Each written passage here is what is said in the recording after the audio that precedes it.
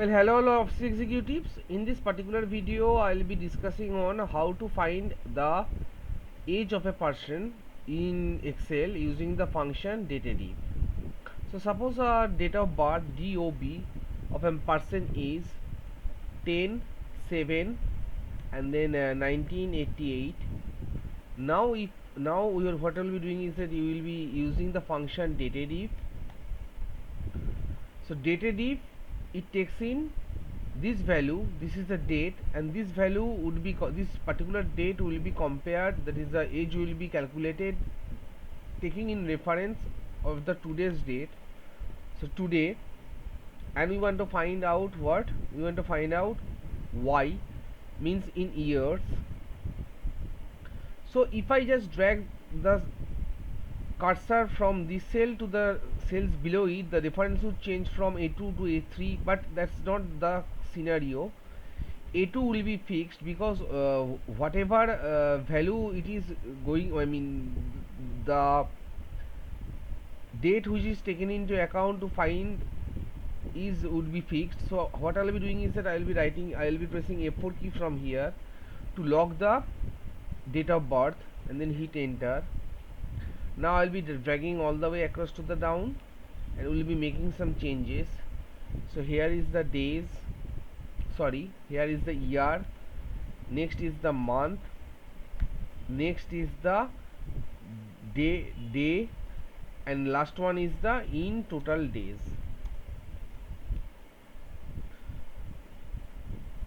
So we'll be changing some values here. To find out in months, we will be writing ym. To find out the day, we will be writing md, and to find out in total days, we will be here I will be writing d. So if a person is born on 10/7/1988, his age would be, as compared to this date, today is, so what is today? Equal to today. That's also an Excel function.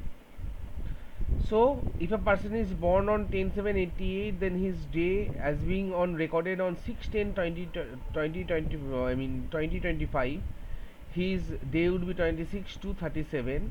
Now we can use Excel also. We can verify in Google Chrome whether the values are correct or not. So here I will be writing online age calculator, fine. Then give the date.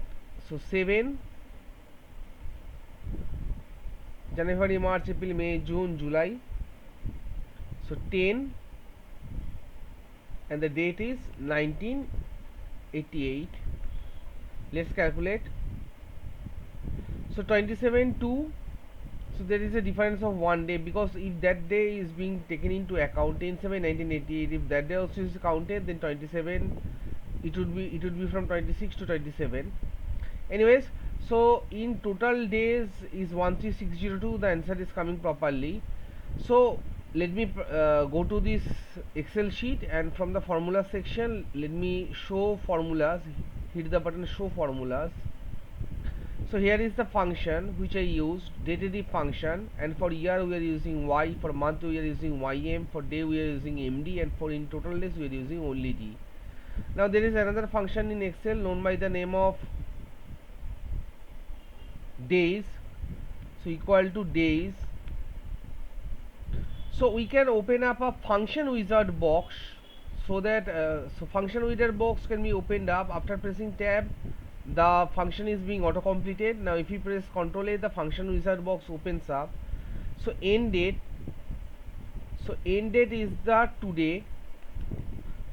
It would be compared for today, and the start date would be here.